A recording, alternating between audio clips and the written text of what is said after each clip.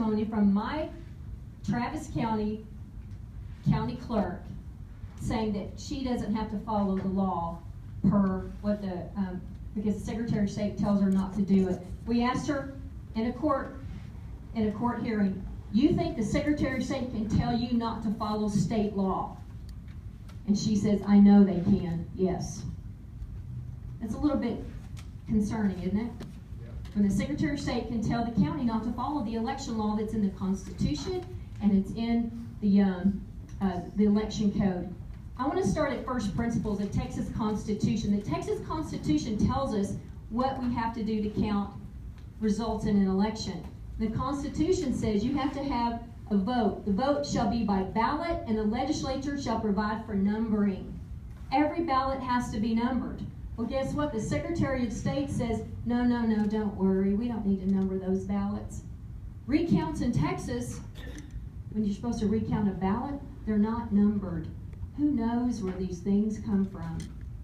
Okay? Issue number 1. Legally insufficient documents are being used for recounts for the last 13 years. What's the solution? We have to limit the Secretary of State's authority to instruct counties to violate the state constitution and the state election code. That seems pretty simple, doesn't it? That's what Senator Hall's 405 does. And this is what it's addressing. We have a law. We have the Constitution. Secretary of State's telling counties, don't worry, don't follow it. Why don't you make the law a little more general and say that no city or state official can tell? That's what he's working on. That's what they're here. That's what he said. They're doing that. Okay, that's number 1. Number 2, issue number 2. Counties are instructing. The Secretary of State is instructing counties to not print the backup records for electronic voting. Don't print those tapes. Don't print those election returns when you close the polls before they go back to the county. This is the state law. The envelope number 1 election judges have to have the original returns for the precinct before the equipment leaves the building. The Secretary of State's waiving the law, says don't worry, don't do it. That's issue number 2. What's the solution? Limit the Secretary of State's authority. All right, that's what Bob Hall's doing. They do. There's a statute that says the Secretary of State may interpret the code. And they are interpreting it that they can tell counties to violate it. That's where we are right now. Yes, sir? Has the Secretary of State been subpoenaed for questioning? Well, there needs to be a lawsuit for that first. There's been none? The Secretary of State's immune. He's not immune from the law, or she's not immune. They are right now. They are right now. Because there's a code that says they can interpret law. So they can interpret, they can tell counties to violate it. And that was in a recent appeals court ruling from the 3rd Court of Appeals in Travis County. Okay? Yes, ma'am. Doesn't the governor have any say over this? We've tried. We've tried, haven't we, Joanne? Governor Abbott we sent over 1,000 letters to Greg Abbott before November and asked him to fix this, and not a word, crickets. And we had a coalition letter. Nothing happened. Yes. What about Texas Attorney General Ken Paxton? Ken Paxton, very interesting. We've asked him to rule on the constitutionality issue.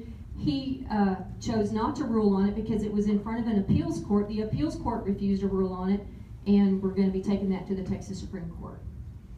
Yes. So I tell you, we're on the nerve. Yeah. We're on the nerve, guys. You just saw the Constitution. It's pretty clear. I can read English for comprehension. I can do it. I can read English and I can comprehend it. Okay, let's move on. All right, so here is the, here's the 3rd issue. And I'm going to, how many people in here know about the Hill County, more votes than there were names, right? I'm going to tell you why that happened. And I'm going to point this out very clearly. This is a waiver. It's hard to read, and I did hand out some of these to some people. I didn't have copies for everybody. But the Secretary of State's office gave a waiver the day after the primary. And the waiver says, don't worry, counties, don't do that audit. Where you would count up and you would tally up the number of paper ballots and the number of voters. Don't worry, don't do it. They gave a waiver. it would have caught the Hill County issue, and Byron Cook would not be in charge of calendars right now. Okay? Again, the Secretary of State waiving law. This is Senator Hall's bill. This is why Senate Bill 405 is so crucial. And we have to have a sister bill in the House, and we don't have it yet. Okay? We've got to limit that control. This is the Texas Republican Party platform we passed last May, and many of us in here were delegates, and thank you to the counties that rolled this up. We got 3 things added to the platform. We want the tapes printed, we want use of paper ballots, and we oppose countywide. So we're addressing both of these issues with Senator Hall's bill. Okay, big deal. Now the last one, this is the bill, Senate Bill 405. We've already gone through this, and this is one of the negative bills. It's Senate Bill 230 that wants to put countywide polling across the whole state. And countywide polling has a high potential for fraud because you lose precinct accountability. We lose in Travis County. We had multiple voters voting, early voting, and on election day, we counted them. There's almost 70 people that voted twice in Travis County, and this would have caught if you had precinct voting, precinct. Okay, so that's where we are. We need a sister bill in the House, and we need co-sponsors in the Senate. Because if we don't have fair elections, we have nothing. Yes, sir. 2 questions real quick. One is, can't representatives and senators, if they can ask the AG to rule on something, but can they not also direct the Secretary of State to respond in a certain way? And to issue? No, the Secretary of State is accountable only to the governor. Okay. They could impeach him. They cannot. It is an appointment by the governor. You cannot.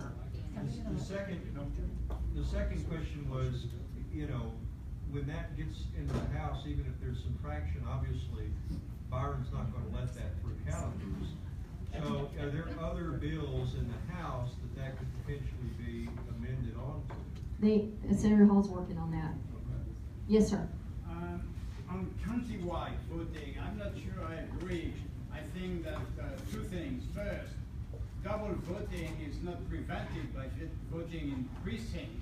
What counts is what system you have to catch that somebody has already voted, either early voting, paper ballot, or whatever it is.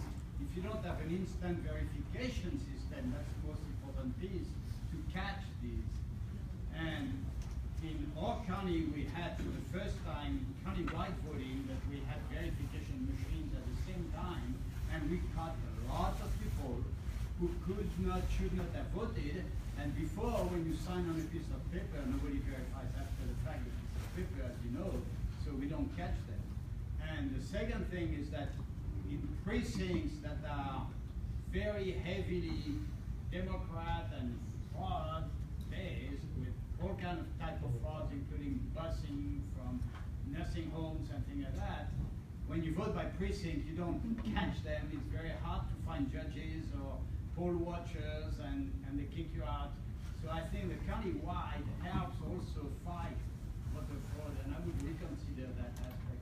I'm just quoting what the platform says. Countywide has a high potential for fraud. 90% of the delegates at the convention have supported that platform.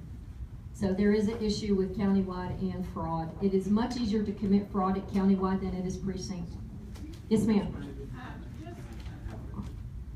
I suppose that you or someone from your organization has spoken with the Secretary of State, and I wonder what the justification. Yes, so I talked to Keith Ingram about that waiver for the Hill County thing, and I asked him, I said, Keith, why are we giving a waiver to 254 counties in the primary to not do the audit? And he said, that's what we do. And I said, well, why are we giving waivers to 254 counties to not do the checks and balance audit of the paper ballots, which would have caught the Hill County issue? And he said, again, that's what we do. What does that mean? That's a great question. They You know, that if you have honest and fair elections, you can't steal the vote, right? We have a transparency crisis in Texas for elections. There's no ballot image that has a number on it. It's required by the Constitution. Many counties don't, 90% of counties don't have a tape at the end of early voting, even though the statute says you have to do it, and now we don't do the audit. I mean, it's like a cheesecloth. We have no system that's accountable, guys. We have a transparency and a political crisis with these elections. Ray?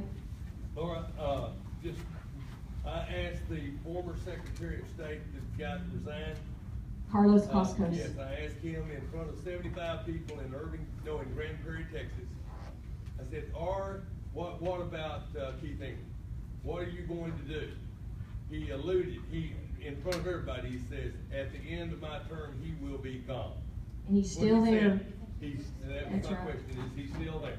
He's still there. We have a big issue here, guys, because if we don't have honest elections, we don't have anything. Yes, ma'am? So this can go, really, this sits on average now. It sure is. Yep. It has been for 6 months. We've been pressing this for 6 months, and I've been all over the state. I've given 120 presentations in the last year and a half, and anybody whose county I haven't been to, let me know, and I will give you some information so I can come and educate. Because we have to get our people aware of this, and we are aware now. Okay? Yes, you had a question? Has any of this information been given to DC, to Kellyanne or Ryan's Priebus or some, to prove that our president is not crazy when he says there's fraud, voter fraud?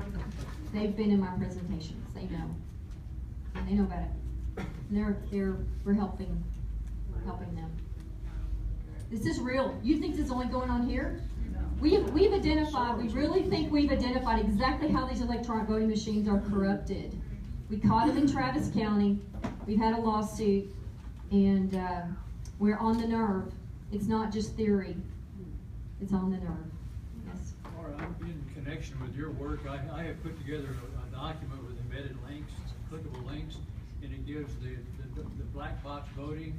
In your case, there's 3 different videos on there. If you want to get a quick primer on this, give me a call or email me. Yeah, black box voting, they've shown kind of over the last 10 years of theories of how these things happen, and we've proved it. It's a long We've list. proved it. These How are it's happened. criminals, actual ex-convicts in some of these. Anyways, D. Carter, 1984. D. Carter, 1984.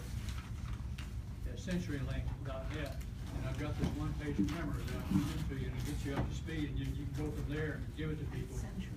If anybody wants a list of kind of how to get a hold of me, and if you'd like me to come, I'd be happy to talk. I go anywhere in the state.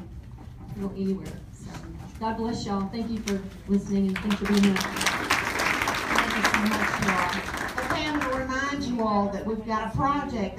This is one of our action items, is to get election integrity